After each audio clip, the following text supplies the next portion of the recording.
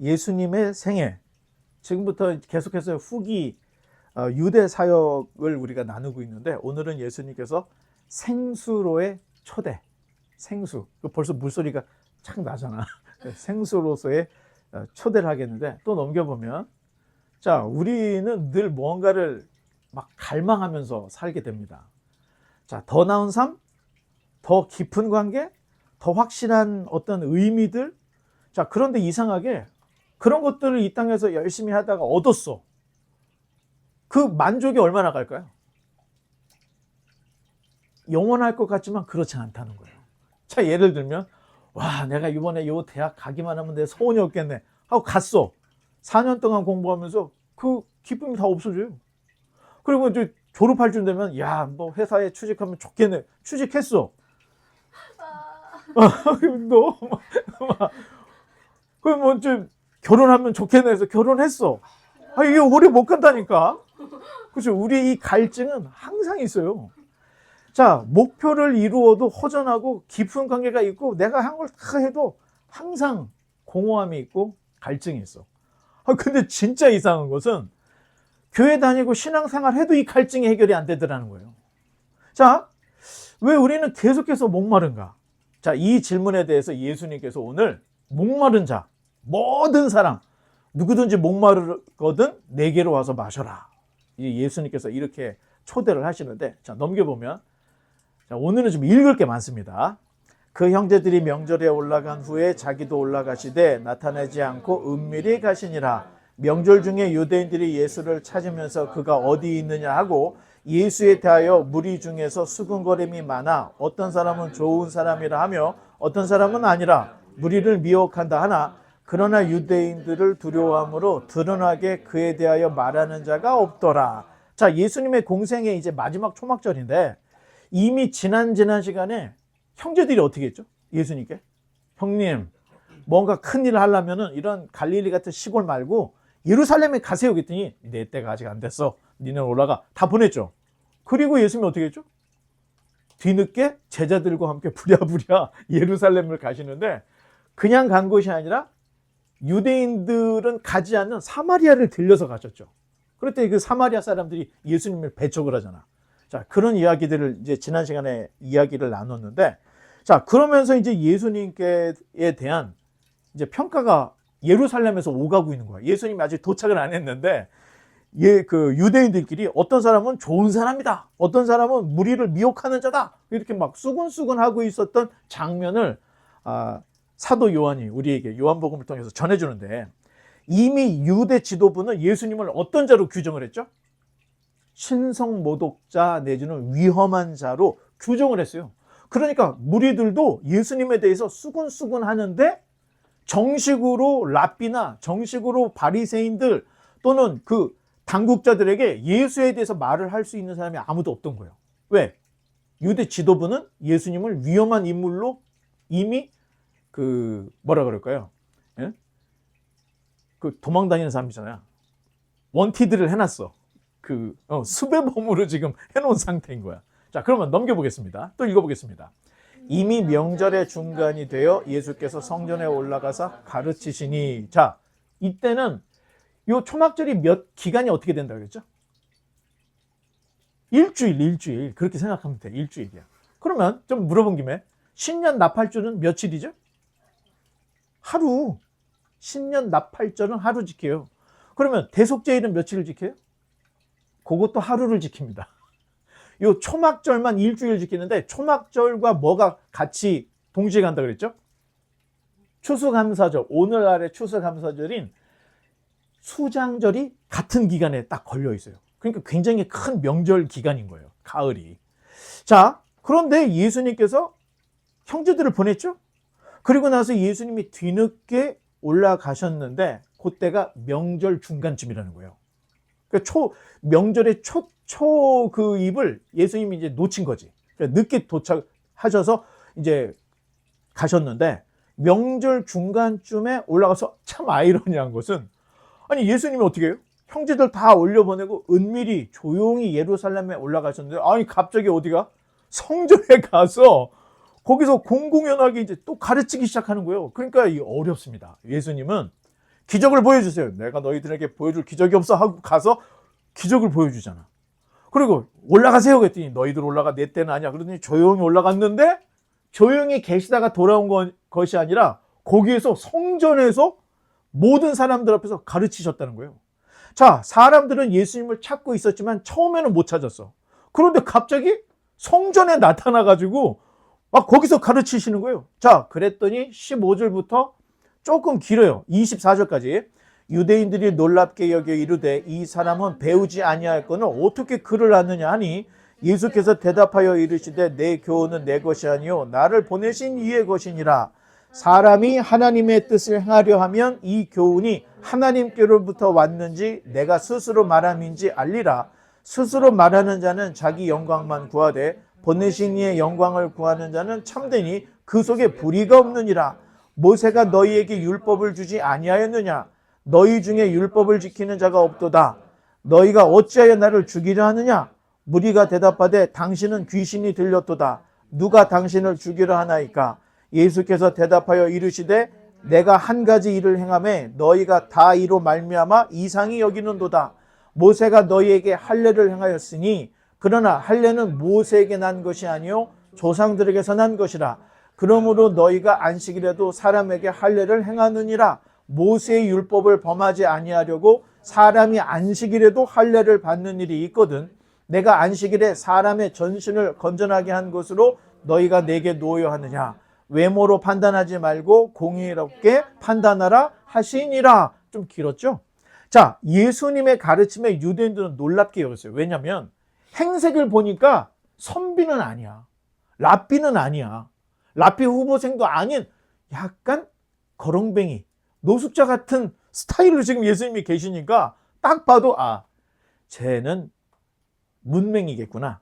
예? 쟤는 깡통이겠구나. 이렇게 생각을 했는데 예수님이 글도 배우지 않고 그랬던 분 같이 보이지만 예수님의 가르침이 너무 위대한 가르침을 하고 있으니까 어디에서 들어보지도 못했던 이야기들을 하니까 사람들이 의문을 품게 됐던 거예요. 그러자 예수님께서는 자신의 교훈은 내 것이 아니다. 이 얘기는 뭐냐면 사실 제가 성경 말씀을 위에 놓고 제가 성경 말씀을 가르치는 거지 제가 성경 말씀 위에 올라가서 내가 하고 싶은 것을 말하는 것이 아닌 거예요. 목사는. 자, 예수님도 지금 똑같은 얘기를 하는 거예요. 내가 나를 나타내는 이런 가르침이 아니라 나는 나를 보내신 이의 말씀을 너에게 전하는 거야. 예수님께서 이렇게 말씀을 하시는데, 자, 주님의 가르침은 새로운 것을 가르친 게 아니라는 거예요. 이미 너희가 알고 있는 율법, 너희가 유대 스승들, 선생들에게 배웠던 그 말씀을 너희에게 하는 것뿐이야. 이렇게 말씀을 하시는데 예수님의 가르침은 종전의 랍비들하고는 결이 틀렸던 거예요. 자, 랍비들은 자기 선배로부터 배웠던 거, 그 위에 선배로부터 배웠던 거를 계속 전통적으로 배워서 세습해 내려오고 있었던 거예요. 그런데 예수님은 너희가 하나님의 뜻을 행하려 한다면 하면서 가르치는 실제적으로 말씀을 내 삶에 적용을 할 때 깨달아지는 말씀들을 하니까 지금 여기 있던 청중들이 이 진리가 아주 굉장히 특별한 진리를 예수님이 말을 하고 있구나. 자, 하는 이야기를 하고 있는 거예요. 자, 관건은 진리를 위한 진리인가 아니면 하나님의 마음을 알고 싶은 배움과 가르침인가 이게 중요하다는 거예요. 보통 신학교에 가면요 그 전에 있던 신학자들이 연구했던 거를 그대로 답습합니다. 자, 그러면 우리가 생각할 때 이게 다냐? 그게 아니라는 거예요. 이 말씀이 내 삶에 적용되게끔 하는 뼈를 깎는 고통 이런 것들이 있어야 되는데 이건 목사들만 있어도 되는 게 아니라는 거예요. 여러분들도 성경을 지식을 많이 늘려서 어디 가서 좀 아는 척 좀 하겠다 이런 의미가 아니라 진리를 알기 위한 진리가 아니라 하나님의 마음을. 자, 우리가 이제 성경을 뭐라고 얘기하죠? 하나님이 사람에게 주신 편지다 이렇게 얘기해요. 그러면 왜 편지라고 이야기를 할까요? 지식 전달이 아니니까. 편지는 마음을 전달하는 거예요. 하나님의 마음을 성경이 기록을 해서 우리에게 주신 거야. 그러니 성경을 읽고 하나님의 마음을 느껴야 되는데 그게 아닌 거야. 누가 잘났네 진리에만 매달려가지고 자, 이렇게 진리를 위한 진리로 공부를 하면 안 보이는 게 있다는 거예요. 자, 그래서 하나님의 뜻을 알려고 노력을 해야 되는데, 자, 같은 예를 하나 들으면 이단들이요, 우리하고 같은 성경을 볼까요? 아니면 전혀 다른 성경을 볼까요? 같은 성경을 봅니다. 우리가 부르는, 예? 옛날에는 통일 찬송가, 지금은 새 찬송가, 옛날은 개혁 성경, 지금은 개혁 개정 성경을 이단들도 똑같이 봐요. 그런데 성경에서 하나님의 마음을 찾기보다는 자기의 뜻을 지지하는 신여로, 이 인용구로 성경을 인용해. 자, 이 이단들의 특징이라는 거예요. 성경은 들고 있는데 이 성경이 내가 주장하는 것을 인용해주는 용으로만 쓰지 성경을 통해서 하나님의 뜻을 알려고 하는 게 아니라는 거예요. 자, 그런 의미에서 보면은 성경을 다 읽는다고 구원을 받는다든가 성경을 잘 안다고 해서 신앙이 정통하다 이렇게 말할 수 없다는 거예요. 제일 중요한 것은 하나님의 말씀을 통해서 하나님의 마음을 보려고 하게 돼야 하는 이런 마음이 있어야 기독교의 신앙을 정확하게 알 수가 있고 진수를 깨달을 수 있다는 거예요. 자, 대화의 흐름으로 볼 때 예수님이 안식일에 사람을 고친 것 같아. 그렇죠? 뭐 사건은 안 나와. 그런데 예수님이 니들이 나를 죽이려고 해. 우리는 널 죽이지 않으려고 하는데 왜 너 미친 거냐? 막 이렇게 얘기를 하니까 아니 내가 안식일에 사람 하나 온전케 했다고 지금 너희들이 나한테 시비를 거는 거 아니야? 이런 이야기들이 이제 이야기를 나오는데 자, 유대인들이 배우지 못한 자가 가르치는 것도 용납할 수 없는 문제였고 감히 안식일을 어기면서 사람을 고쳐? 이게 이제 시비거리가 됐다는 거예요. 그러자 예수님께서 모세의 율법을 탁 이야기하시면서 안식일에 할례를 행할 수 있어 없어? 해야죠. 자, 할례를 행한다는 것은 이 사람은 이제 온전한 하나님이 사람이 되었다라고 하는 징표를 새기는 거예요, 몸에. 그런데 몸이 온전하지 않아서 무슨 뭐 불구가 됐던 사람, 막 질병으로 죽어가는 사람은 안식일에 고쳐서 온전케 해서 그게 왜 지탄을 받고 시비거리가 되느냐? 아주 예수님께서 논리정연하게 이야기를 하는데 사실 율법적 논쟁에서 예수님을 이길 사람이 있을까요? 없을까요? 없어요. 왜? 율법을 주신 분이 예수님이고 하나님인데 어떻게 율법을 주신 분하고 말다투면서 이기겠습니까? 그러니까 유대인들이 죽여야 되겠다. 항상 얘기했죠. 유대인들은 말싸움에서 못 이기면 죽여. 돌로 쳐서 죽여. 예수님이 이제 십자가에 달려 죽고 자, 다음은 25절부터 36절까지 덕입니다. 예루살렘의 사람 중에서 어떤 사람이 말하되 이는 그들이 죽이고자 하는 그 사람이 아니냐? 보라, 드러나게 말하되 그들이 아무 말도 아니하는도다. 당국자들은 이 사람을 참으로 그리스도인 줄 아는가? 그러나 우리는 이 사람이 어디서 왔는지 아노라. 그리스도께서 오실 때에는 어디서 오는지 아는 자가 없으리라 하는지라. 예수께서 성전에서 가르치시며 외쳐 이르시되 너희가 나를 알고 내가 어디서 온 것도 알거니와 내가 스스로 온 것이 아니니라. 나를 보내신 이는 참되시니 너희는 그의 일을 알지 못하나 나는 아노니 이는 내가 그에게서 났고 그가 나를 보내셨음이라 하시니 그들이 예수를 잡고자 하나 손을 대는 자가 없으니 이는 그의 때가 아직 이르지 아니하였음이로라. 무리 중에 많은 사람이 예수를 믿고 말하되 그리스도께서 오실지라도 그 행하실 표적이 이 사람이 행한 것보다 더 많으랴 하니 예수에 대하여 무리가 수군거리는 것이 바리새인들에게 들린지라.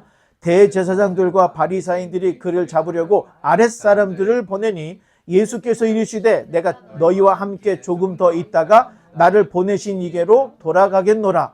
너희가 나를 찾아도 만나지 못할 터요 나 있는 곳에 오지 못하리라 하시니 이에 유대인들이 서로 묻되 이 사람이 어디로 가기에 우리가 그를 만나지 못하리요? 헬라인 중에 흩어져 사는 자들에게로 가서 헬라인을 가르칠 터인가? 나를 찾아도 만나지 못할 터이요 나 있는 곳에 오지도 못하리라 한 이 말이 무슨 말이냐 하니라. 아유, 고생했습니다. 긴 성경을 여러분들이 자, 그런데 지금 이 성경을 본문을 읽을 때 여러분 어때요? 하나도 모르겠어요? 그래서 대충 어떤 내용인지 알겠어요. 이거는 신학적인 내용이 아니고 그냥 스토리텔링이에요. 그냥 들으면 이야기네. 그러면 누구와 누가 지금 갈등을 벌이고 있는 거예요? 예수님과 유대 당국자가 아주 팽팽해지는데 그 사이에 누가 있어? 백성들이 있는 거예요. 그래서 백성들은 예수에게 갈 수도 없고 당국자에게 갈 수도 없고 지금 갈팡질팡하고 있는 자 이런 모습을 보여주는데 사실 오늘 본문 요한복음 7장에 없었다라면 유대 사회에서 예수님의 위치가 어느 정도 됐을지를 가늠할 수가 없는 거예요. 그런데 이런 장면들을 통해서 지금 예수님의 주변의 환경, 예수님을 따르는 제자들을 중심으로 한 무리들이 있고 예수님을 반대하는 진영의 정부 당국자들이 있었구나. 그런데 그들의 아랫사람들도 있었다는 거예요. 수하에 있던 사람들. 그리고 그들을 따르는 추종자들도 있고. 자, 그러니까 어떻게 생각하면 터지기 직전이었던 거예요. 예수님을 따르는 자, 그리고 반대하는 사람이 터지기 직전. 자, 오늘 본문에서 예수님과 군중, 그리고 유대 지도부와의 관계 속에서 군중은 예수님에게 희망을 걸고 있는 거예요. 이분이 혹시 우리에게 오실 그분이 아닐까 하는 희망이 있어. 그런데 유대 지도자들은 예수님을 대단히 경계를 했고 무시를 했고 질투를 하고 있다. 이걸 보여주고 있는데 그 당시 유대 지도부는 예수님을 죽이려 했습니다.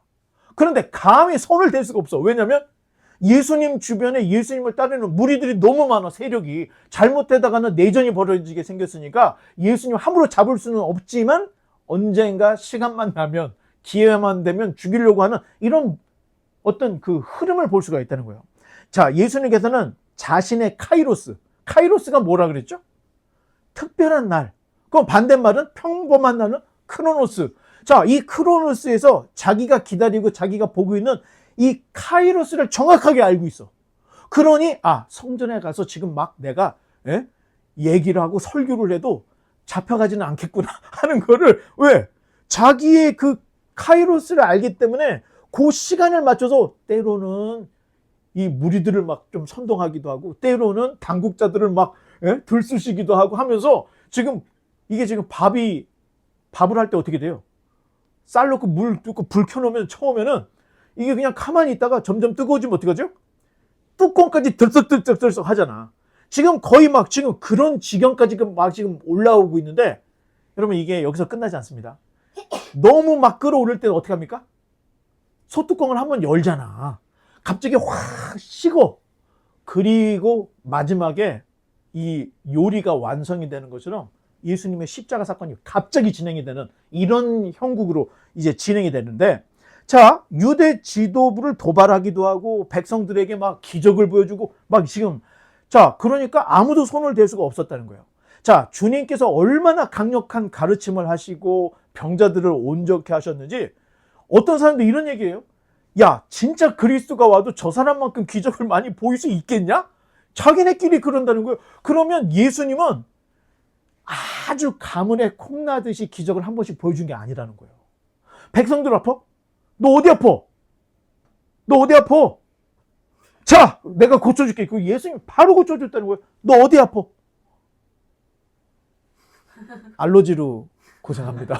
그래? 내가 고쳐줄게. 예수님이 즉시 가르치면서 아픈 사람을 보면 바로바로 고쳐주고. 그러니까 일반 사람들이 야, 그리스도가 와도 저 사람만큼 기적을 행할 수 있을까? 이런 얘기까지 하고 있다는 거예요. 심지어 유대 지도자들은 아랫사람들, 자기들이 부리는 수하 사람들을 보내서 예수님을 잡으려고 했지만 잡을 수가 없어. 자, 군중들은 믿는 자들과 의심하는 자들로 양립이 되어 있고 이제 명절의 끝트리로 가고 있습니다. 자, 37절을 한번 읽어보겠습니다. 명절 끝날 곧 큰 날에 예수께서 서서 외쳐 이르시되 누구든지 목마르거든 내게로 와서 마시라. 자, 이거 너무나도 유명한 말씀이에요. 자, 초막절은 이스라엘 백성이 광야에서 텐트 생활했던 것을 기념한다 그랬죠. 그런데 단순히 텐트 생활을 한 것을 추억하는 그 정도의 기간이 아닌 거예요. 초막절은. 자, 광야에서 제일 중요한 게 뭘까요? 물이죠, 물.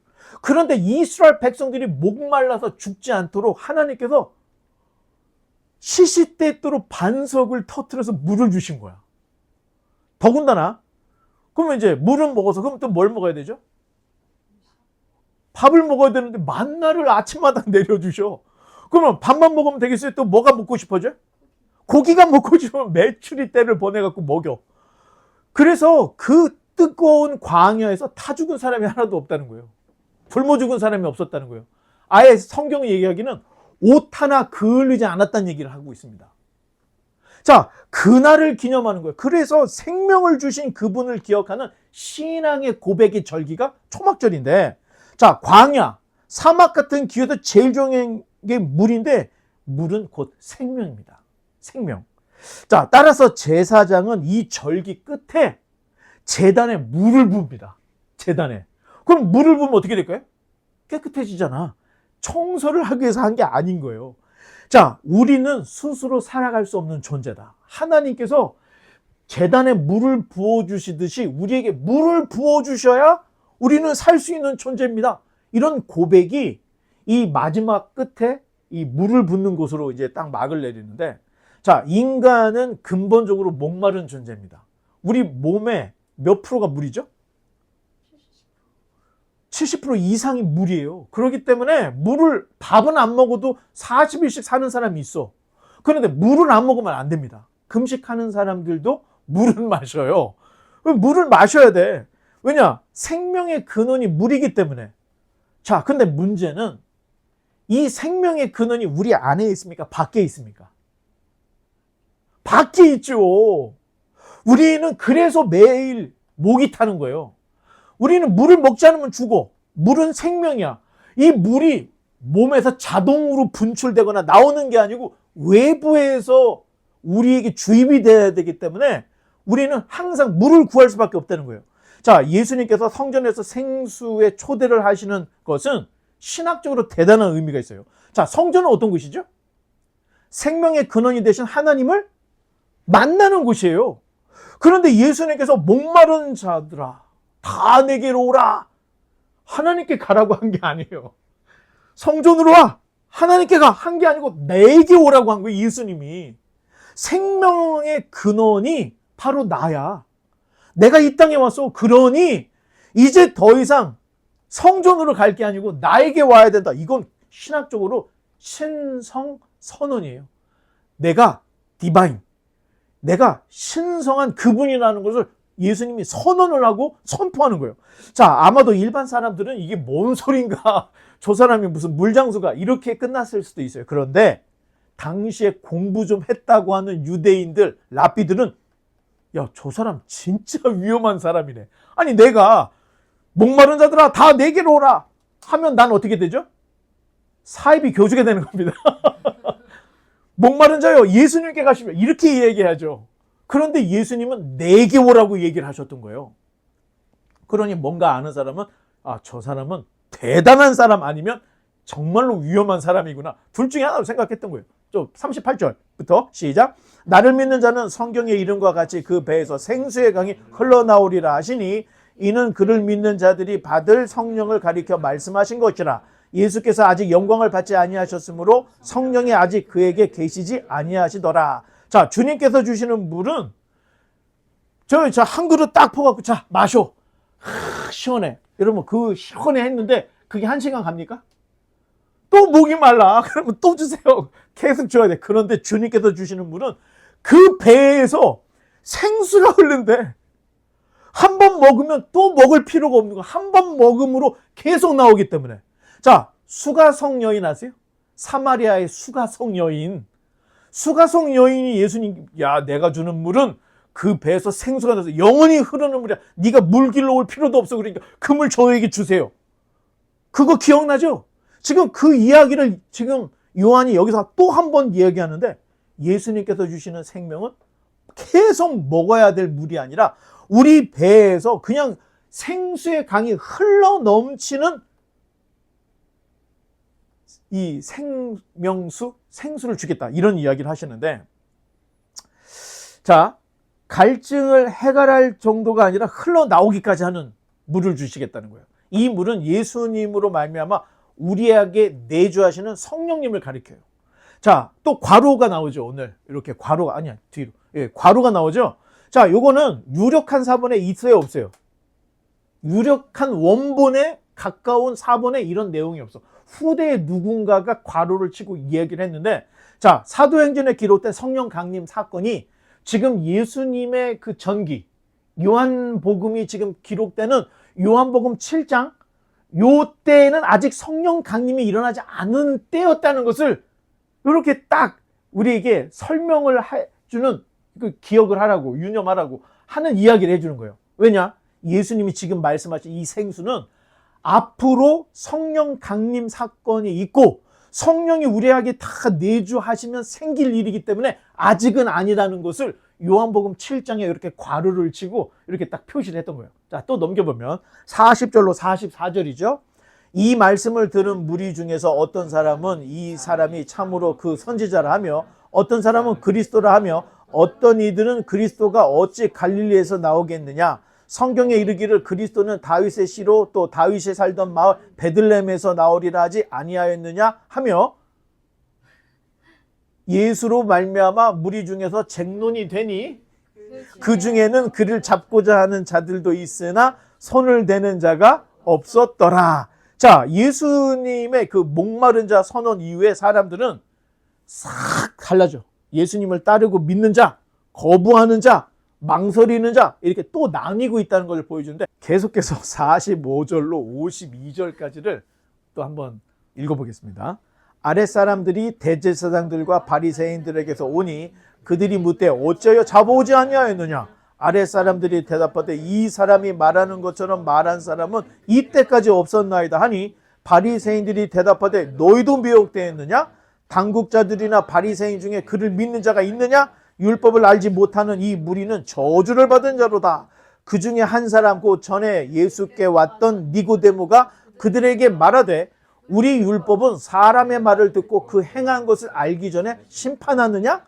그들이 대답하여 이르되 너도 갈릴리에서 왔느냐? 찾아보라. 갈릴리에서 선지자가 나지 못하느니라 하였더라. 자, 아랫사람들이 예수님을 체포하지 못했어. 그런데 그 이유를 뭐라고 해요? 나는 이렇게 예수님처럼 말하는 사람은 한 번도 본 적이 없어요. 자, 당신네들 선생이고 랍비고 서기관들인데 내가 당신들 얘기 들으면서 처음부터 끝까지 안 돌아본 적이 없어. 이렇게 얘기를 하는 거예요. 그런데 예수의 말은 내 평생에 들어보지 못한 이야기를 너무 명쾌하게 하니까 어떻게 잡죠? 이 사람은? 그랬더니 당국자들이 막 분열이 하기 시작해요. 분열이. 상부에서는 잡아들여 체포해 했는데 하부에서는 야, 예수는 범상치 않은 인물인데 막 이러고 있는 거예요. 그러니 상부에서 너희도 미혹되었느냐 하고 잡돌이를 하고 있는 거예요. 자, 지켜보던 니고데모가 아니 우리 율법에 증거 수집도 안 됐는데 사람을 판단하는 게 있습니까 없습니까 하고 딱 얘기를 해. 그러니까 야 너도 그 당이냐 하면서 쫑크를 주니까 니고데모도 이제 한 걸음도 물러. 이 니고데모는 항상 그래. 조용히 예수님께 가서 뭔가 듣고 이상하다 하고 돌아가고 오늘도 야 어쩌고 했다가 뭐 한마디 하니까 예 하면서 또 들어가. 그 나중에 우리 그 사순절 우리 성금요일 때 설교했었잖아요. 그 예수님의 시체를 빨리 처리해야 돼. 근데 지금 막 손가락 빨고 있는 거는 니고데모야. 가지도 못하고 하지도 못하고 손가락만 빨고 있어. 그러니까 옆에 있다가 형님 내가 가겠어 하고 아리마대 사람 요셉이 가서 시체 달라고 했잖아요. 지금 이 니고데모는 너무 신중해. 사람이 너무 신중해. 자, 우리가 이제 그런 걸 볼 수가 있는데, 자, 예수가 그리스도가 될 수 없는 이유를 당국자가 뭐라고 얘기해요? 그는 갈릴리 출신이라는 거예요. 그래서 예수님을 나사렛 예수라고 별칭을 붙인 이유가 나사렛에서 선한 것이 납니까? 못 납니까? 유대 속담에 있잖아. 나사렛에서 무슨 선한 것이 나겠느냐라고 하는 속담이 있었다니까, 그때 당시에. 그런데 그 예수가 나사렛 예수라는 거예요. 갈릴리 출신. 그러니까 이 사람들은 하는 짓을 볼 때는, 하는 것을 볼 때는 사람 병도 고쳐 가르침이 보통 사람이 아닌 거야. 그런데 출신지는 나사렛이란다 하면서 이거 뭐 따를 수도 없고 안 따를 수도 없고 애매한 이게 출신을 다리는 거예요. 자, 우리 교회 이거 지금 이 리빙룸에서 이게 또 조그맣게 바이블하우스 조그맣게 하고 있어 지금. 이거 리빙룸에서 무슨 선한 것이 나겠느냐 할 수 있잖아요. 그런데 우리 그 구독자들이 계속 늘어나고 있다는 사실. 그리고 우리 이제 여기를 벗어나서 예배당으로 가고 뭐 이런 거 생각을 해보면, 자, 지금 있는 어떤 그 선입견, 출신 이런 거는 문제가 아니라는 거예요. 자, 왜 사람들이 예수님을 오해할까요? 왜 사람들이 예수님 얘기했잖아. 하는 것을 봤을 때는 메시아 같아. 그런데 출신이 어디예요? 갈릴리 출신이야. 절대 선지자나 메시아가 올 수 없는 갈릴리 출신인 거예요. 그러니까 계속 오해를 하는 거예요. 자, 일단 시대 상황이 그랬어요. 예수님 이전에도 가짜 그리스도 메시아가 엄청나게 많이 왔고 사람들이 누구를 따라야 될지 몰라. 아니, 당만 해도요. 바리새인, 사두개인, 헤롯 당, 젤롯, 어디 해가지고 당이 엄청 4분 5열이 되어 있고 지금 나라에 헤롯이라고 하는 에돔 사람이 왕지를 하고 있는 거예요. 그리고 통치는 누가 하고 있어요? 로마가 통치하고 있어요. 완전히 지금 막 혼란스러운데 메시아가 누군지 혼란하고 혼탁하고 혼동스러운 시대였기 때문에 예수님을 계속해서 오해를 하고 있는 모습을 볼 수 있는데, 자, 요한복음에 아이러니가 있습니다. 그게 뭐냐? 가장 종교적인 사람들이 하나님을 모르더라는 거예요. 가장 종교적인 사람들이. 당시가 종교사회였기 때문에 당국자다 할 때는 다 종교인이야. 그런데 그들이 가장 종교인인 사람들이 하나님을 제일 모르더라는 거예요. 그러면 예수님을 제일 먼저 알아본 게 누구예요? 귀신. 사람들은 모르더라는 거예요. 그런데 귀신들이 어이구 하나님의 아들이요 벌써 왔습니까? 우리를 무주경에 집어넣지 말아주십시오. 귀신들이 알아서 그냥 떨잖아. 자, 이런 거. 자, 예수님께서는 이미 요한복음 5장 42절에 이런 얘기를 했는데 넘겨보고 한번 읽어보겠습니다. 다만 하나님을 사랑하는 것이 너희 속에 없음을 알아노라. 자, 문제는 지식이 아니라는 거예요. 방향이라는 거예요. 많이 알아도 틀릴 수 있어. 열심히 해도 빗나갈 수 있어. 자, 무엇인가 많이 알고 열심히 하는데 사랑이 없네. 다 이론적인 거야. 다 철학적이고 사색적이고 사상적인 것만 알아. 그 마음속에 하나님을 사랑하는 게 없어. 그 당시에 종교 지도자들이 그랬다는 거예요. 자, 그러니 성령의 도우심이 절실하다는 겁니다. 성령께서 우리 마음에 오셔서 하나님을 애절하게 사랑하는 거, 또 이웃을 정말로 내 몸처럼 사랑하는 이런 마음들, 이건 자, 이제 마무리하겠습니다. 자, 인생은 나그네로 비유를 합니다. 그래서 성경 배경에서 나그네는 어디예요? 나그네의 삶은 성경 배경에서 광야예요, 광야. 자, 그들에게 제일 필요한 게 생수, 물입니다. 자, 광야 같은 인생이 목마를 수밖에 없는 것은 광야이니까, 물이 부족하니까 물 외에 더 필요한 게 없는 거예요, 광야에서는. 그런데 이 갈증은 물을 먹어도 계속돼. 1시간마다 2시간마다 계속 먹어야 갈증이 해소가 되는 거지 한 번 먹어서는 안 되는 거예요. 자, 여러분, 교회 다니고 신앙생활에도 갈증이 있어. 자, 예수님 믿어도 갈증이 와.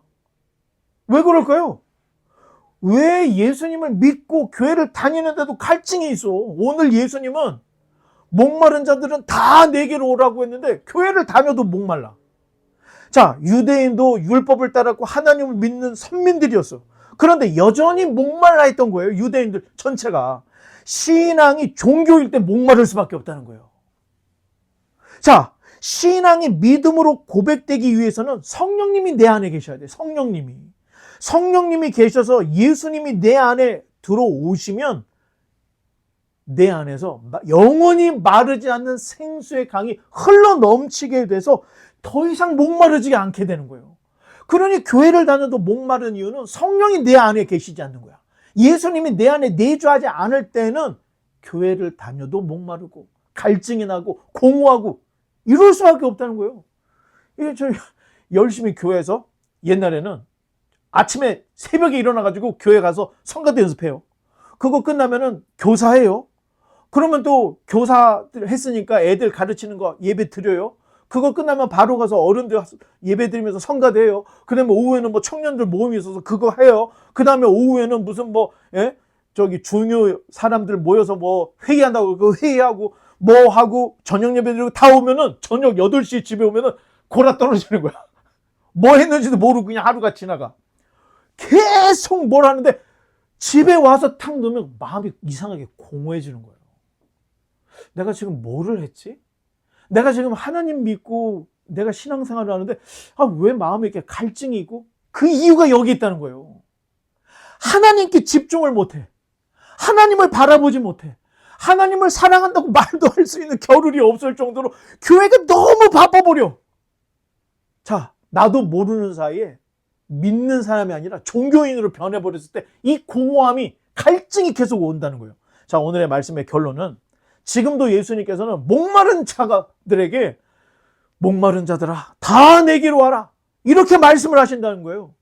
바라기는 예수님을 인격적으로 믿고 성령이 우리 안에 내주하심으로 인해서 그 배에서 생수의 강이 흘러넘쳐서 다시는 물 길어러 갈 필요 없이, 다시는 갈증이 없이 예수님께서 나에게 채워주시는 이 성령이 주시는 이 영원히 마르지 않는 샘이 우리 모두에게 있기를 주님의 이름으로 간절히 축원합니다.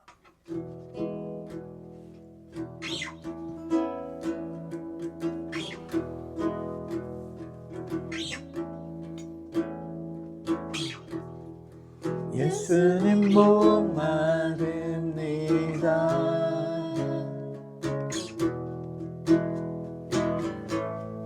오셔서 기름 부으소서. 주님을 사모합니다. 주님을 사모합니다.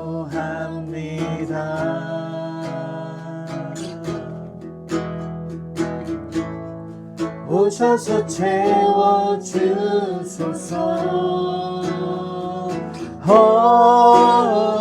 성령의 불로, 성령의 불로 임하소서. 임하소서. 성령의 불로, 성령의 불로 기름 부으소서. 기름 부으소서. 이 시간에 성령님이 우리의 마음을 들어오게 해달라고 다 같이 기도하며 나아가겠습니다. 하나님 아버지 감사합니다. 오늘 예수님께서 목마른 자들아 다 내게 오라고 말씀하셨는데, 하나님, 교회를 다니고 예배를 드리고 성경을 읽어도 우리는 항상 목이 마릅니다. 갈증이 해소가 되지 않습니다. 우리를 긍휼히 여겨 주옵소서. 성령님이 내 안에 임재하여 주셔서 영원히 마르지 않는 생수를 우리에게 허락하여 주시고, 우리 인생에서 예수 그리스도를 인격으로 만날 수 있는 하나님의 사람들이 다 되어줄 수 있도록 인도하여 주옵소서. 성령의 충만함을 받고 목이 말라서 이리저리 헤매는 그런 인생들이 되지 아니하도록 주님 우리를 긍휼히 여겨 주옵시고, 이 시간에 임재하여 주셔서 우리를 새롭게 하여 주옵소서. 영원히 마르지 않는 흘러넘치는 주님의 생수를 우리에게 허락하여 주옵소서.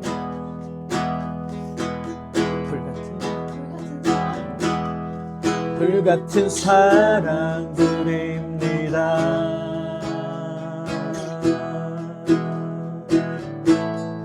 나의 간구를 들으소서. 이 세상 어느 것보다, 이 세상 어느 것보다 주님을 의지합니다. 주님을 의지합니다.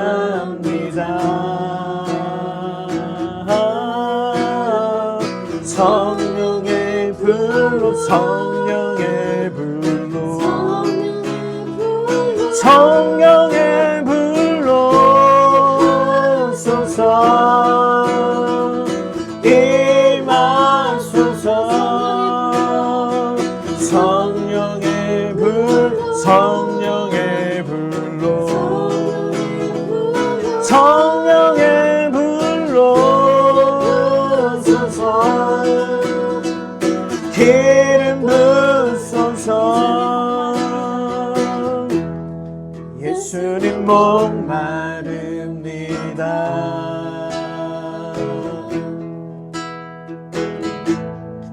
오시어 불은 부으소서.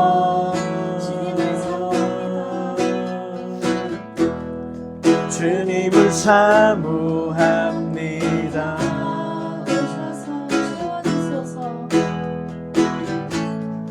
오셔서 채워주소서.